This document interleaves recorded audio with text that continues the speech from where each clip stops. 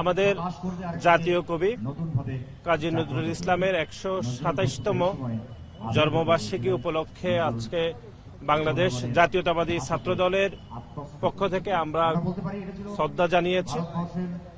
আমরা বিশ্বাস করি জাতীয় কবি কাজী নজরুল ইসলাম তার পুরো জীবনে যে একটা অসাম্প্রদায়িক চেতনা এবং জাতীয়তাবোধ এবং একই সাথে যে বিদ্রোহের যে জয়গান তিনি তৈরি করেছেন সারা বাংলায় এবং সারা বিশ্বে, তারই ধারাবাহিকতায় বাঙালি এবং বাংলাদেশি সকলে জাতীয়তাবাদে উদ্বুদ্ধ হয়েছিল।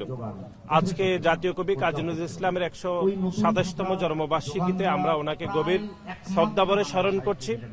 এই জন্যই ওনার এই যে লেখনী, ওনার বিদ্রোহের যে জয়যাত্রা, ওনার কবিতা সবকিছু আমাদেরকে মনে করিয়ে দেয় যে একটা অসাম্প্রদায়িক চেতনার মধ্যে আমরা গড়ে তুলতে হবে। বিশেষ করে আপনি জানেন যে সারা ভারতবর্ষে এখন একটা সাম্প্রদায়িক এক ধরনের উন্মেষ ঘটেছে।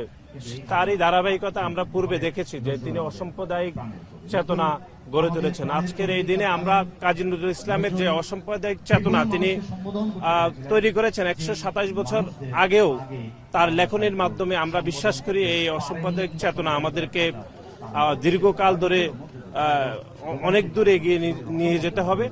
এবং আজকে জাতীয় কবি কাজী নজরুল ইসলামের ১২৭তম জন্মবার্ষিকীতে আমরা কবির প্রতি গভীর শ্রদ্ধা জানাচ্ছি।